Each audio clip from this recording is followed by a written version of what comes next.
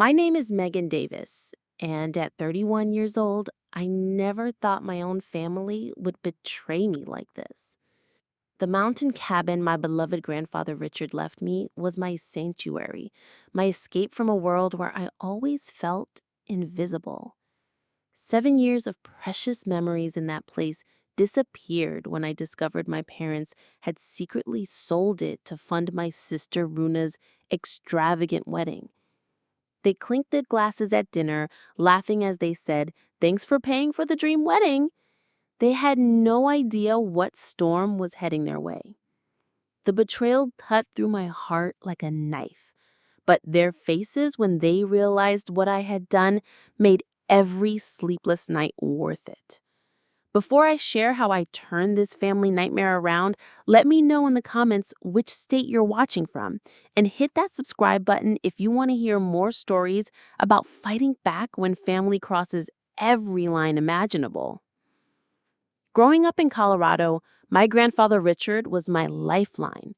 While my parents constantly showered my younger sister Runa with attention and gifts, Grandpa Richard always made me feel like I mattered. He owned this incredible mountain cabin in Aspen, a 4-bedroom log home with a wraparound deck that overlooked the most breathtaking valley you could imagine. The cabin was filled with treasures from his lifetime as a successful real estate developer, antique furniture that told stories of our family history, artwork he had collected during business trips across the country, and heirlooms that connected us to generations past. Every summer, while my parents took Runa to expensive camps and European vacations, I spent months at the mountain cabin with Grandpa Richard. He taught me how to hike the mountain trails, how to identify different types of wildflowers, and most importantly, how to stand up for myself when the world seemed determined to overlook me. We would sit on that deck every evening, watching the sunset paint the mountains in shades of gold and orange, and he would share stories of building his business empire from nothing, of how he bought the cabin as a reward for his first major real estate deal. "This place represents what happens when you believe in your own worth, Megan," he would say, his voice strong despite his advancing age. "Someday it will be yours, and you can create your own legacy here." In his final years, as his health began to fail, Grandpa Richard made it crystal clear to everyone that he intended to leave the mountain cabin to me. He knew how deeply it meant to me, and honestly, he was fully aware of how my parents had always treated me compared to Runa. The cabin was his way of balancing the scales that had always been tilted against me. The family dynamics in our house had been warped since I could remember. From the moment my sister Runa was born, 3 years after me, she became the center of the universe. While I shopped at discount stores and wore secondhand clothes, Runa had designer everything.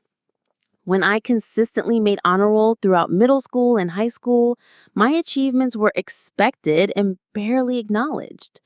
When Runa managed to scrape together a C+ in basic math, my parents threw her a celebration party. I still remember my high school graduation where I was salutatorian of my class. My speech received thunderous applause from the entire auditorium, except for my parents, who were busy recording Runa making faces in the audience. That same night, they cut my graduation dinner short because Runa had a friend's birthday party she absolutely could not miss. The message was clear. Her social life mattered more than my academic achievements. These patterns continued through college and into my adult life. Despite the obvious favoritism that stung every single day, I kept trying to maintain some kind of relationship with my family.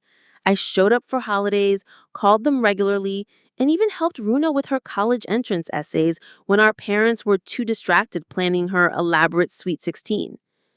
Part of me kept hoping that eventually they would see my worth, that my accomplishments would finally earn their respect and attention. But deep in my heart, I knew the only person who truly valued me was Grandpa Richard. When he passed away 6 years ago, I felt like I had lost my only true family member. During the reading of his will, it was officially confirmed that the mountain cabin, valued at $950,000, was left entirely to me. The property was completely paid off and the deed was legally transferred into my name. My parents seemed surprised, but not particularly bothered at the time. Looking back now, I should have noticed the scheming looks they exchanged across the room. "He always did have a soft spot for you," my mother Brittany said, dismissively after the will reading. "I suppose he felt sorry for you being so ordinary compared to Runa." My father Max added with a condescending tone, "Well, at least now you have some real value attached to your name. Though maintaining a property like that costs a fortune, you might want to think about selling it and investing the money more wisely." I was absolutely firm in my response. The first warning sign came 8 months ago when my sister Runa announced her engagement to Blake Thompson, an investment banker from a wealthy Denver family. At first, the wedding plan seemed reasonable enough. Runa talked about a summer ceremony with maybe 150 guests at a nice hotel ballroom. My parents were thrilled, naturally, and immediately threw themselves into planning mode with their usual dramatic flair. "This is going to be the social event of the year," my mother Brittany proclaimed during a family dinner shortly after the engagement announcement. "Blake's family moves in very influential circles. Everyone who matters will be watching." Within just a few weeks, however, the wedding plan started spiraling completely out of control. The guest list exploded to over 400 people. The hotel ballroom was suddenly deemed too ordinary, and they began scouting exclusive mountain resorts. Runa insisted on flying to New York City to find the perfect designer dress, with my mother naturally tagging along for the week-long shopping adventure that costs more than most people's cars. During a Sunday brunch about 5 months ago, my mother casually mentioned using family resources to ensure Runa had the wedding of her absolute dreams. "What exactly do you mean by family resources?" I asked, setting down my coffee cup with a growing sense of unease in my stomach. "Oh, you know," she waved her hand dismissively like she was discussing the weather. "We all need to pitch in to make this perfect. Family comes first, right? That's what family does." Wanting to be supportive and maybe finally earn some recognition from them, I offered what I thought was a generous solution. I could host the ceremony at the mountain cabin. The deck would be absolutely beautiful for a summer wedding, and the property could easily accommodate a reception tent with that incredible mountain view. My father, Max, exchanged a look with my mother that I could not quite read at the time. "That's very generous of you, Megan, but we have much bigger plans than that. Something more significant and impressive for the Reynolds family." That comment should have raised every red flag in my mind, but I naively assumed they were just being their usual dismissive selves about anything I offered. Still, over the following months, I started noticing increasingly strange things happening with my mountain cabin property. First, my parents began showing up there more frequently, often without giving me any advance notice. I would arrive for a peaceful weekend getaway only to find clear evidence they had been there without permission. Kitchen items would be rearranged, family photographs would be missing from the walls, and sometimes I would find unfamiliar paperwork scattered on my grandfather's old desk. When I confronted them about these unauthorized visits, they dismissed my concerns with "practice these." "We're just checking on the place for you, sweetie, making sure everything's secure and well maintained." Then I started receiving strange phone calls from real estate agents asking about property showings I had never scheduled or requested. "I understand you're interested in selling your mountain property. Based on current market trends, I believe we could list significantly higher than your previous valuation." "There must be some mistake," I replied, completely baffled. "I never contacted anyone about selling my cabin." "Oh, I apologize for the confusion. I spoke with a Brittany Davis, who said she was authorized to handle all the property details. She mentioned you were too busy with work to deal with the specifics yourself." A chill ran down my spine. I immediately called my mother. "Mom, did you contact real estate agents about selling my cabin?" "Oh, Megan, you're always so dramatic about everything."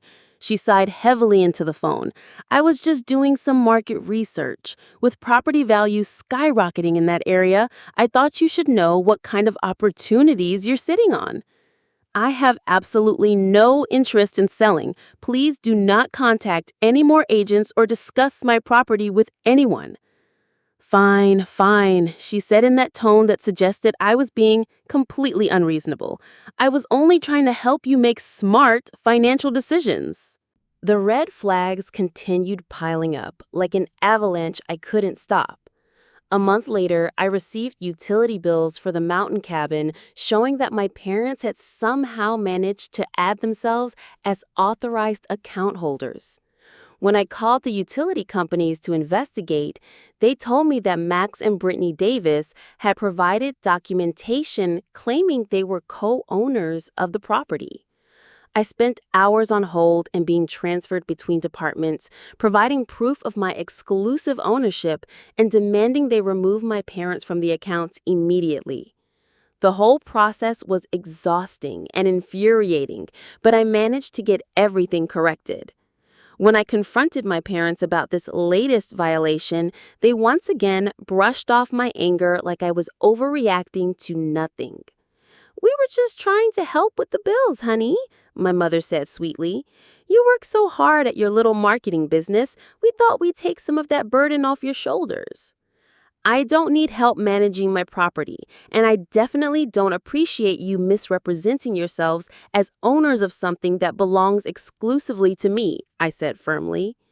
"You're being paranoid as usual, Megan," my father replied dismissively. "This is exactly why we worry about you handling such a valuable asset all by yourself."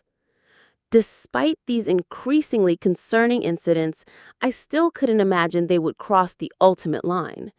I tried to give them the benefit of the doubt, assuming they were being overbearing and intrusive rather than actually malicious. To protect myself, I upgraded the security system at the cabin, changing all the entry codes and installing cameras that would send alerts directly to my phone whenever someone entered the property. The final warning came when I had to take a business trip to Seattle to present to a major potential client. I had specifically asked my parents not to visit the mountain cabin while I was away, given their recent questionable behavior around my property. They agreed almost too quickly, which should have been another red flag. Halfway through my business trip, my phone buzzed with a security alert that someone was at the cabin. The camera footage showed a locksmith van parked in my driveway. I immediately tried calling both my parents, but neither one answered their phones, which was highly unusual. In a panic, I called Mrs. Henderson, an elderly neighbor who lived about half a mile down the mountain road. She had been friends with my grandfather Richard for decades and had always been kind to me. "Oh, hello, Megan dear," she said when I explained the situation and asked her to check on my property. "Your parents told me you asked them to change the locks because you lost your keys during your trip. They seemed very confident about the arrangement, so I didn't think to question them." I cut my crucial business presentation short and booked the first flight back to Denver, my heart racing with anxiety during the entire journey. By the time I made the 3-hour drive up to the mountain cabin, my original key no longer worked in any of the locks, and no one responded when I knocked frantically on what was supposed to be my own door. Through the windows, I could see that furniture had been moved around and several valuable items that had belonged to my grandfather were completely missing from their usual places. The antique clock that had sat on the mantelpiece for decades was gone. The collection of vintage books was nowhere to be seen. Even some of the artwork on the walls had been removed.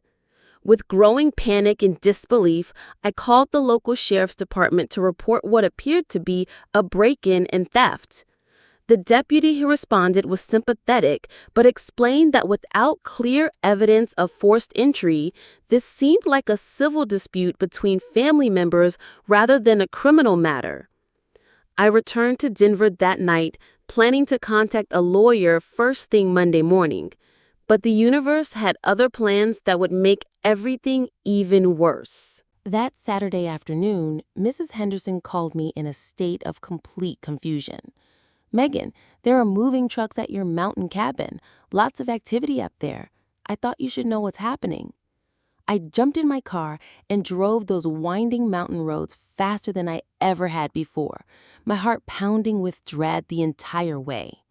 When I finally reached my property, I couldn't believe what I was seeing. There were not moving trucks taking things away from my cabin, but rather a family actually moving into my home. A man about my age was directing professional movers as they carried furniture and boxes into what was supposed to be my sanctuary. I approached him with as much composure as I could manage while my world was crashing down around me. "Excuse me, but what exactly is going on here?" I asked, trying to keep my voice steady. The man looked genuinely confused by my question. "We're moving into our new home. We bought this property 3 weeks ago through our real estate agent." "That's absolutely impossible. This cabin belongs to me. I never sold it to anyone." The man, who introduced himself as Kevin Martinez, looked genuinely concerned when he saw my distress. "I'm really sorry, but we purchased this property from Max and Brittany Davis. We have all the legal paperwork. Everything went through escrow properly." My legs nearly collapsed beneath me. Kevin, seeing how upset I was, offered me a chair on what used to be my front porch. He showed me the purchase documents on his tablet. There it was, in black and white. A deed transfer showing my parents as the legal sellers with a sale price of $1,050,000. The closing date was exactly 3 weeks earlier while I was dealing with the locksmith situation. I called my parents over and over, but they sent every call straight to voicemail. Next, I contacted the county recorder's office and used their online system to research the property records. My worst nightmare was confirmed. Somehow, my parents had managed to transfer the deed from my name to theirs 4 months earlier. This was obviously fraud since I had never signed any document transferring my ownership to them. In complete shock, I drove back to Denver and immediately contacted Idris Walker, a real estate attorney who had been recommended by a business colleague. Despite it being a weekend, he agreed to meet me at his office for an emergency consultation after I explained the severity of the situation. "What you're describing is textbook real estate fraud," Idris said after reviewing all the documentation I had managed to gather. "Based on everything you've told me, your parents forged your signature on deed transfer documents and then sold the property as if they were the legitimate owners. This isn't just a civil matter. This could be criminal fraud." We immediately filed a police report alleging property theft and forgery. Idris also began preparing legal documents to challenge the fraudulent deed transfer in court.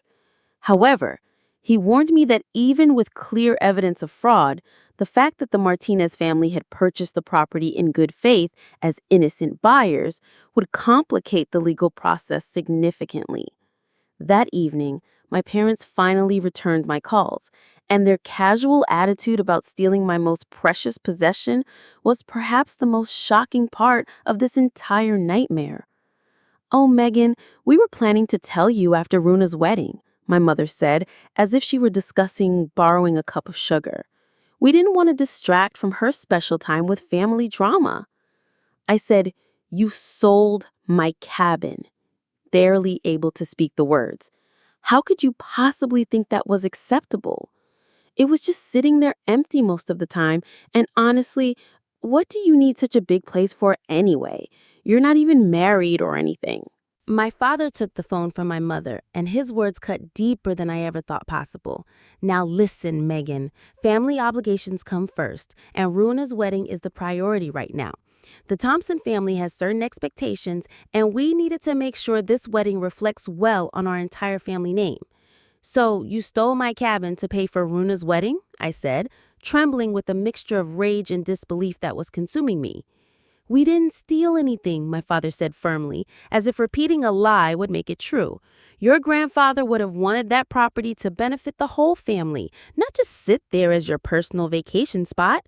We're simply reallocating family resources where they're needed most." And don't be so dramatic about everything, my mother added in the background. We're going to share the money with you after the wedding expenses are covered. You'll get your fair portion. As the conversation continued, the full scope of their betrayal became crystal clear. $250,000 from the cabin sale had already been spent on wedding preparations. The venue alone cost $120,000, with another $60,000 going toward Runa's designer dress from her New York shopping spree. Exotic flowers being shipped in from 4 different countries would cost $40,000. The catering at $500 per person for 400 guests was another massive expense, though Blake's family was covering part of that cost. We're being extremely generous, my mother insisted when I pressed for details about where my money had gone. After all the wedding expenses are finalized, we'll sit down as a family and discuss how to divide whatever remains. I was speechless. They had stolen my most treasured possession without my knowledge or consent, already spent most of the proceeds, and somehow expected me to be grateful for whatever scraps they might decide to throw my way afterward. The breaking point came 4 days later when my parents insisted I join them for dinner to work through this little family misunderstanding. I reluctantly agreed, hoping to gather more information that might help my legal case against them. At an expensive restaurant in downtown Denver, I found not just my parents waiting for me, but also Runa and her fiancé Blake. They had already finished their first bottle of wine and were working on a second when I arrived, clearly celebrating something. "There's our generous sister," my mother announced loudly enough for nearby tables to hear, finally joining the family celebration. My father raised his wine glass in my direction with a huge smile on his face. A toast to Megan, whose sacrifice is making Runa's dream wedding possible. Runa beamed at me with that same oblivious smile she'd had since childhood, completely unaware that her dream wedding was funded by theft. "Thanks for the amazing wedding gift, sis. I know how much that old cabin meant to you, but your sacrifice means the world to me." They all clinked their glasses together while I sat frozen in my chair, unable to process their complete disconnect from reality. They genuinely seemed to believe they had done nothing wrong, that my feelings and legal rights were completely irrelevant compared to Runa's wedding plans. I said almost nothing during that dinner, just listened and took mental notes of every incriminating statement they made. When my father mentioned plans to use some of the remaining cabin money to help Runa and Blake with the down payment on their first house, I quietly excused myself and walked out of the restaurant. Sitting in my car in the parking lot, I finally allowed myself to completely break down. I sobbed uncontrollably at the complete betrayal by the people who were supposed to love and protect me most. When the tears finally stopped, they were replaced by a cold determination I had never felt before. If my family thought they could steal from me without consequences, they were about to learn exactly how wrong they were. The next morning, I met with Idris Walker to discuss every possible legal option available to me. The news was both encouraging and frustrating at the same time. While the fraudulent deed transfer was clearly illegal and could eventually be reversed through the court system, the legal process would likely drag on for many months, possibly even years. Additionally, since the Martinez family had purchased the property without any knowledge of the fraud, they had certain legal protections as innocent third-party buyers. The most straightforward path is a comprehensive civil lawsuit against your parents, Idris explained during our meeting. "We can pursue the full value of the cabin, plus substantial damages for emotional distress and legal costs. Given the overwhelming evidence of signature forgery, they would be extremely hard-pressed to mount any kind of effective defense." As we discussed the various legal strategies, a crucial memory surfaced from the reading of my grandfather's will years earlier. The specific language had stated that he was leaving me the mountain cabin property at 842 Wilderness Ridge Drive, and all contents contained within. At the time, I had focused entirely on the cabin itself, but now those final 3 words took on enormous significance. "And all contents." "Idris," I interrupted our discussion. "My grandfather's will specifically left me the cabin and all its contents. Even if my parents somehow managed to fraudulently transfer the property deed, would they have any legal claim whatsoever to the contents inside the cabin? Idris flipped through the copy of the will in his legal files. You're absolutely correct. The bequest language is very specific and comprehensive. The cabin and all contents were left exclusively to you. While the property sale might take considerable time to challenge through the courts, the contents are unquestionably and legally yours under the explicit terms of your grandfather's will. This realization sparked an idea that sent electricity through my entire body. My grandfather Richard had been incredibly meticulous about documenting everything he owned. In his home office at the mountain cabin, he had kept detailed inventory records of every valuable item in the property, including photograph and estimated values for insurance purposes. I remembered a thick, leather-bound catalog that listed every significant piece, complete with detailed photos and current market valuations.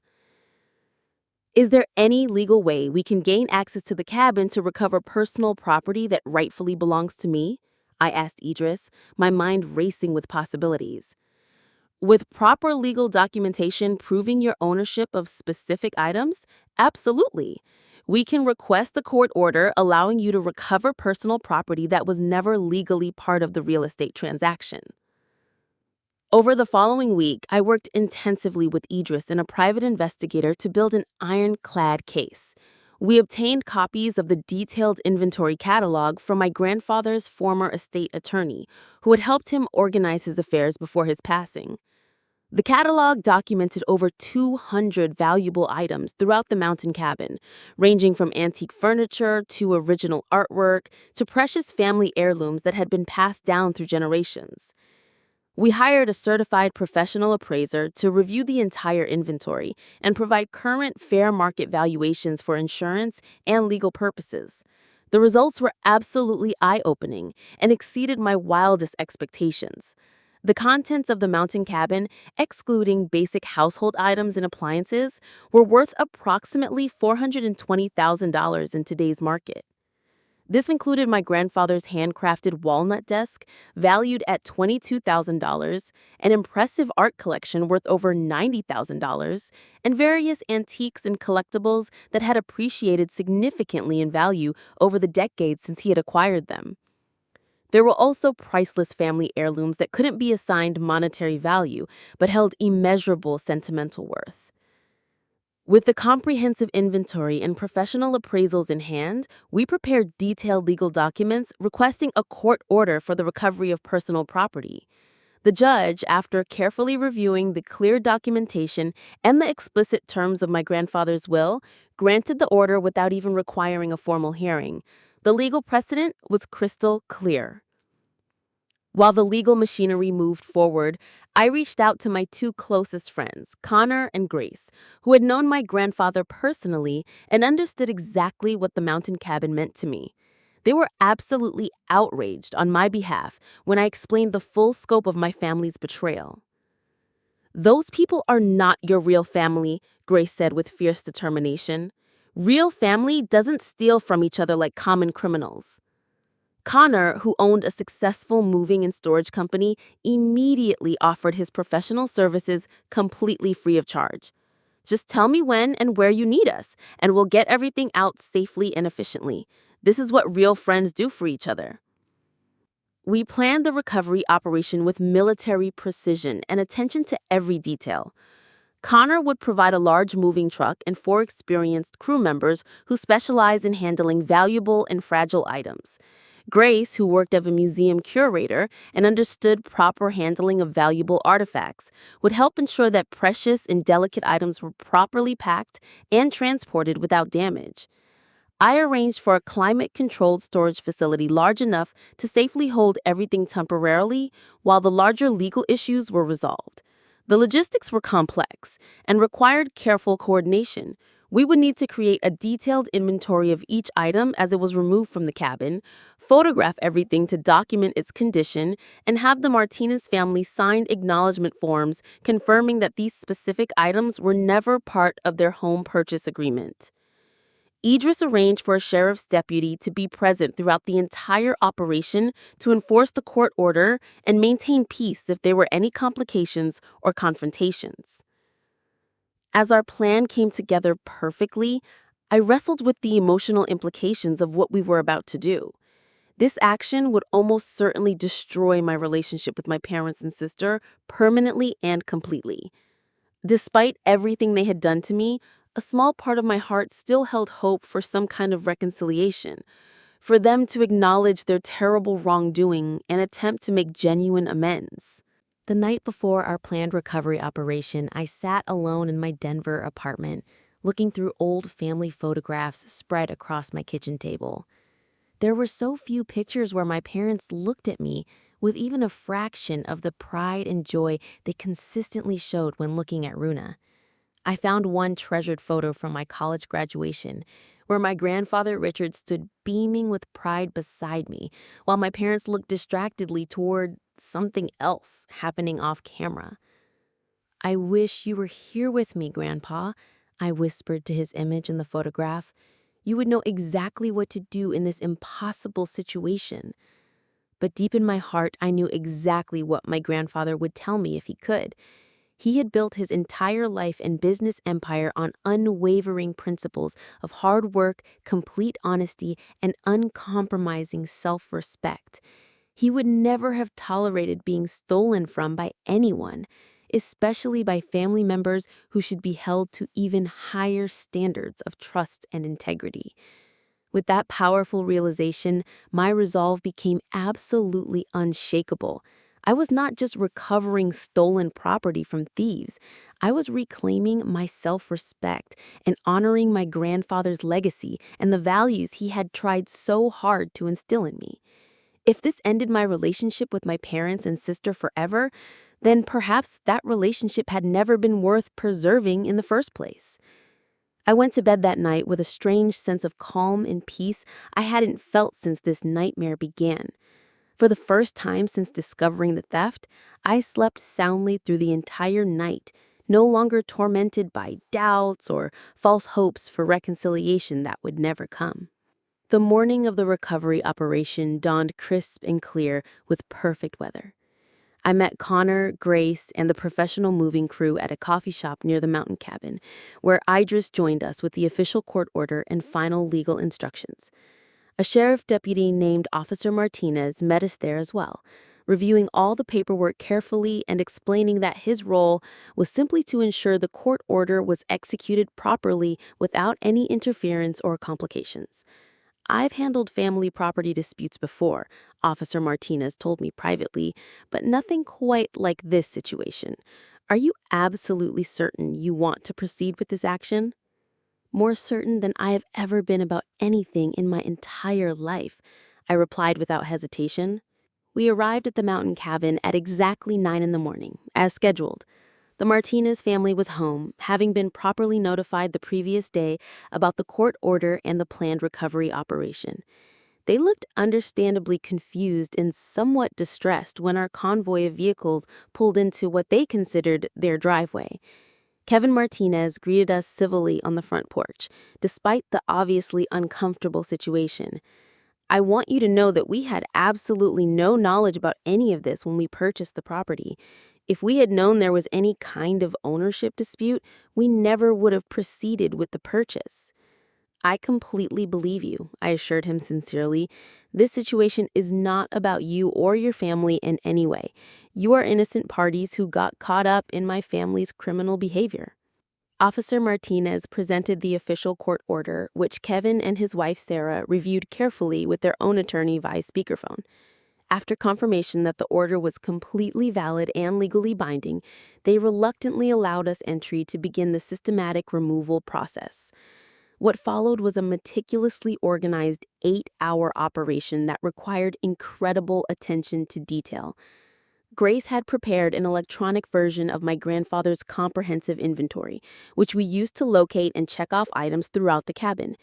Each piece was photographed in its current location, carefully packed by the professional moving crew using museum-quality materials, and logged into our database before being loaded into the truck. The process was emotionally devastating for me. Every single item held precious memories of time spent with my grandfather. The antique roll-top desk where he had taught me to write thank you notes as a small child. The collection of hand-carved wooden animals we had worked on together during rainy afternoons. The vintage fishing equipment still stored perfectly in the mudroom, waiting for adventures that would never come.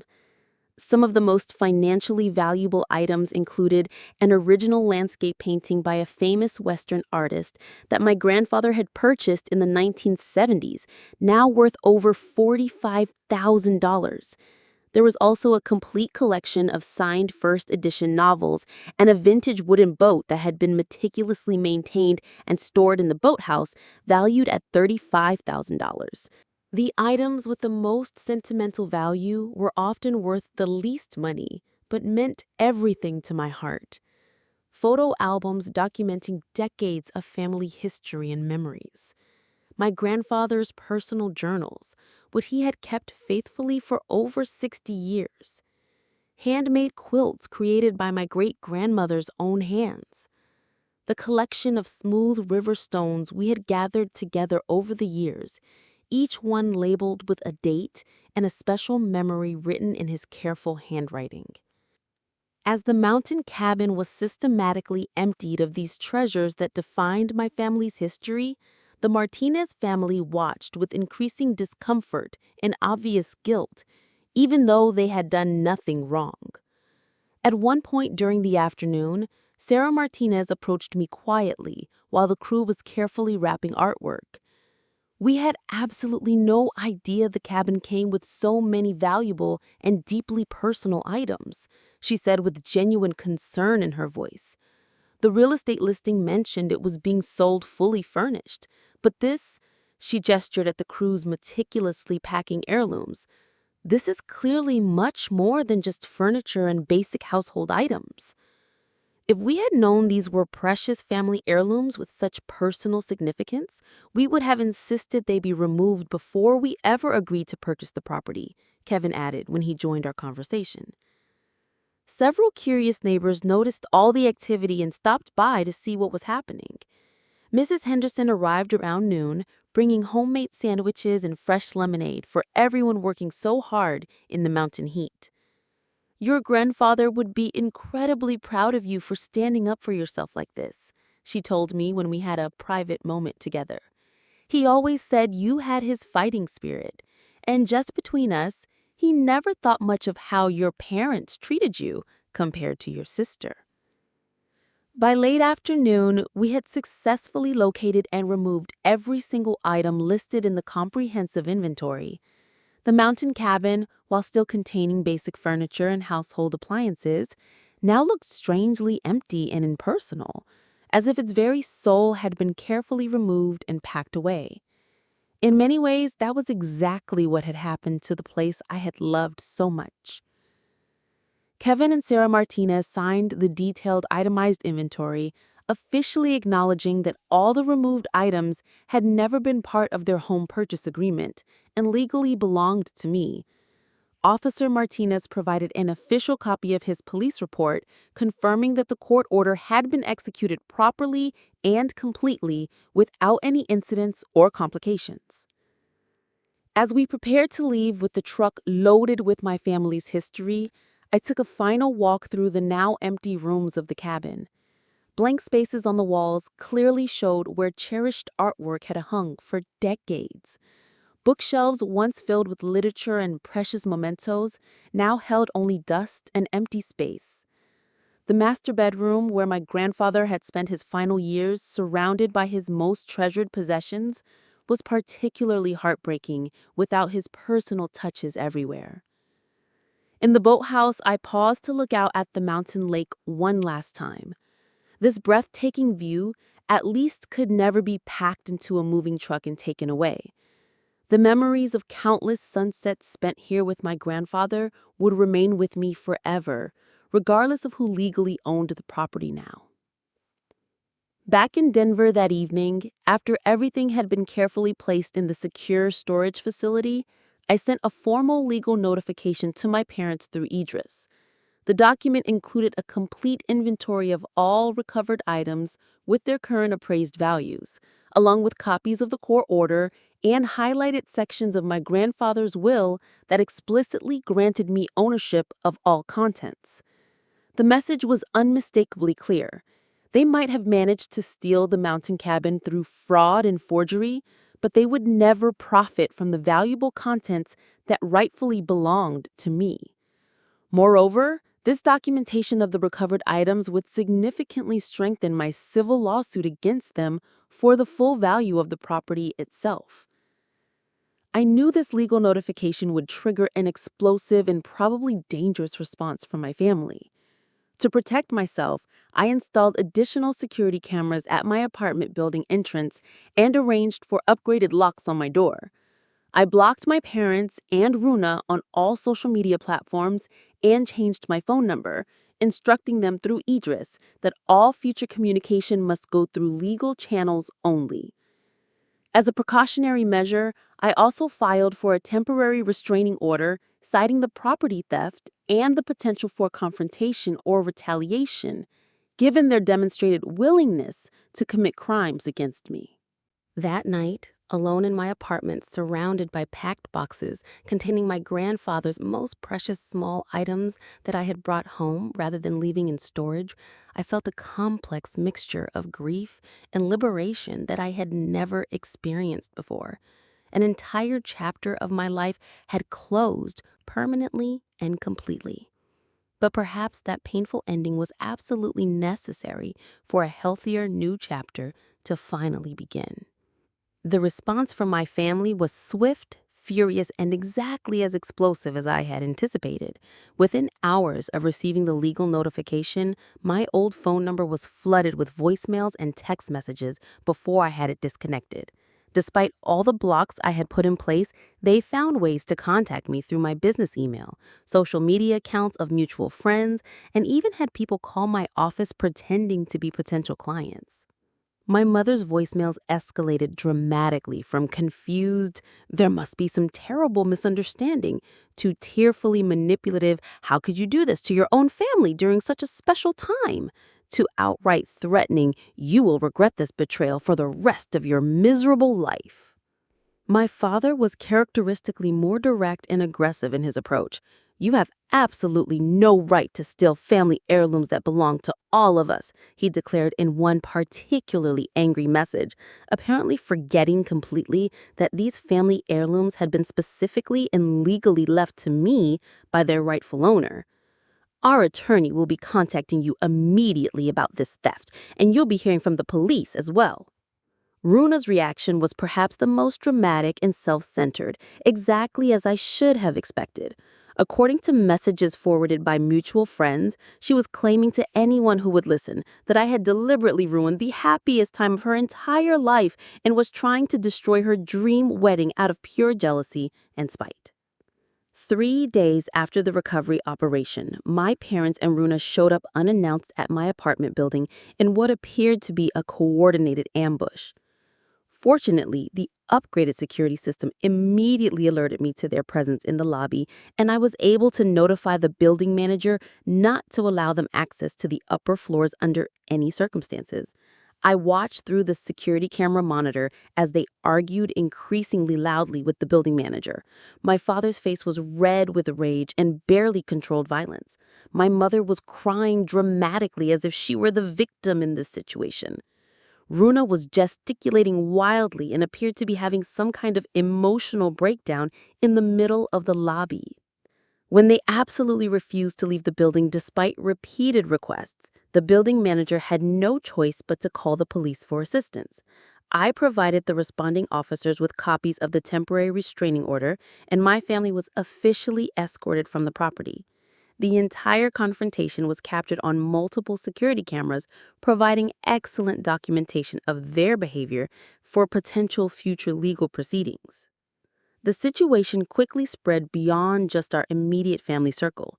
Extended relatives began choosing sides and contacting me to express either strong support or harsh condemnation for my actions. My father's brother, Uncle William, who had always been close to my grandfather Richard, called to offer his complete support. Your grandfather would be absolutely furious about what they did to you.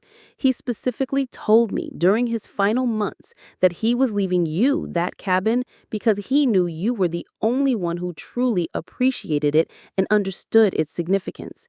He also mentioned that he was worried your parents would try to get their hands on it eventually, which is exactly why he was so specific and detailed in his will. Other relatives were far less supportive of my position. My mother's sister, Aunt Jennifer, sent me a lengthy and accusatory email calling me selfish and vindictive, claiming that real family members help each other and that I should have been honored to contribute to Runa's once-in-a-lifetime special day.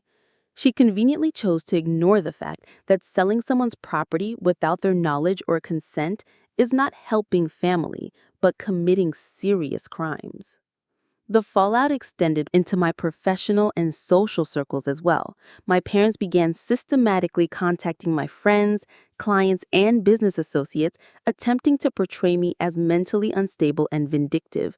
They claimed I had always been pathologically jealous of Runa's success and happiness and was now trying to destroy her wedding celebration out of pure jealousy and spite. Some acquaintances and casual friends believed their lies and began distancing themselves from me professionally and personally. However, my true friends saw through their manipulation tactics immediately and stood firmly by my side throughout the entire ordeal. The stress and emotional trauma of the situation took a serious toll on my physical and mental health.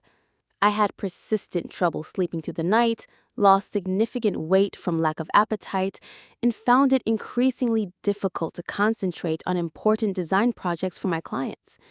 After missing several crucial deadlines, I finally explained the full situation to my most important business clients, who were thankfully understanding and supportive. I also began seeing Dr. Rebecca Chen, a licensed therapist who specialized in family trauma and betrayal recovery. Her professional guidance was invaluable in helping me process the complex emotions I was experiencing. What you're going through represents a profound type of grief, Dr. Chen explained during one of our early sessions. You're not just mourning the loss of the mountain cabin, but you're grieving the loss of the family you thought you had and deserved. You're mourning the parents you should have had, but never actually did. While I worked through my emotional healing process with professional help, the practical consequences for my family began unfolding exactly as they deserved. The expensive wedding venue, upon learning that their $95,000 payment might have come from fraudulently obtained funds, demanded additional verification of the money's legitimate source. When my parents could not provide satisfactory proof, the venue immediately canceled the reservation and retained the entire deposit as a cancellation fee, according to their contract terms. Blake's parents, who had initially agreed to contribute significantly to the wedding costs, completely withdrew their financial support after learning the full story.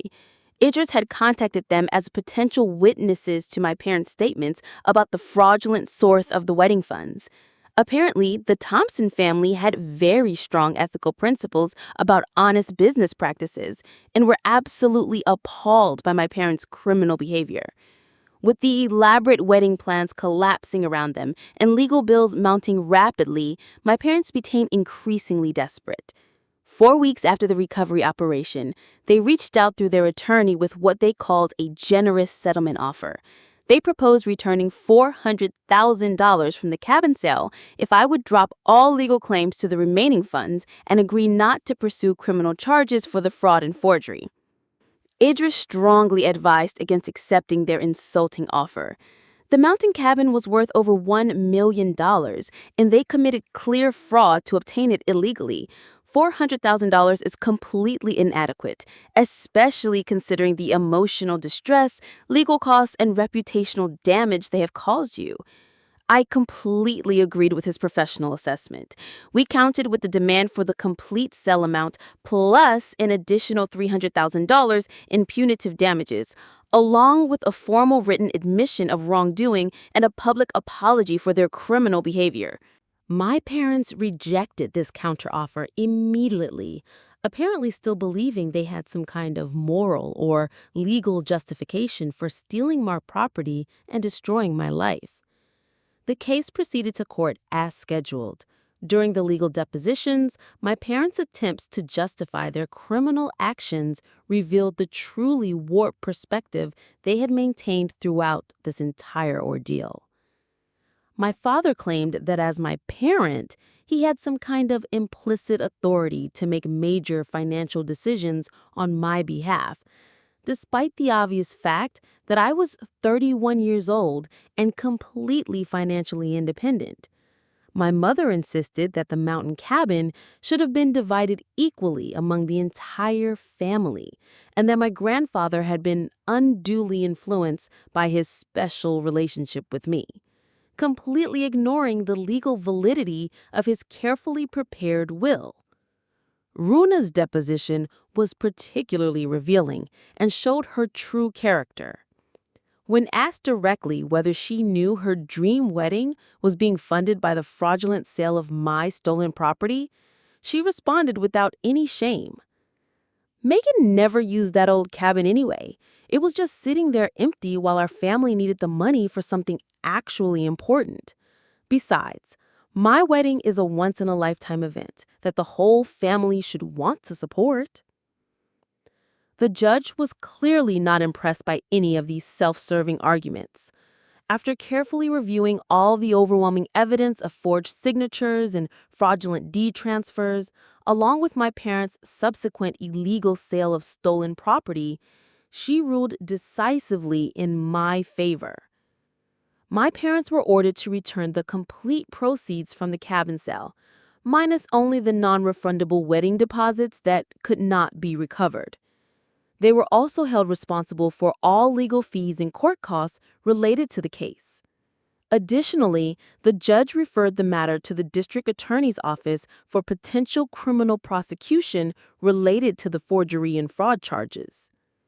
For the first time since this nightmare began, my parents faced the very real possibility of serious criminal charges and potential prison time. In the aftermath of the court ruling, Runa's wedding plans were drastically scaled back to match reality. Instead of the lavish 400-guest extravaganza at an exclusive mountain resort, she and Blake were married in his parents' backyard with fewer than 60 guests in attendance.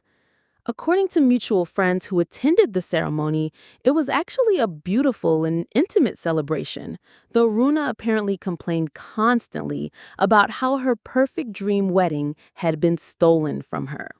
The most surprising development came 3 months after the court ruling, when Blake contacted me directly and asked to meet for coffee at a neutral location. During our conversation, he explained that he had been completely unaware of how the wedding funds had been obtained and wanted to apologize sincerely for his unwitting role in the situation. "I love Runa deeply," he said carefully, "but this entire situation has revealed aspects of her character and your family's values that seriously concern me. Her complete inability to acknowledge the terrible wrong that was done to you makes me question how she will handle other ethical challenges in our future together."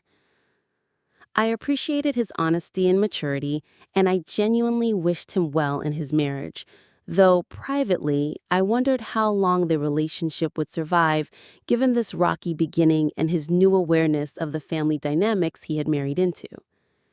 Today, 18 months after the court ruling, my life has transformed in ways I never could have imagined during the darkest days of this ordeal.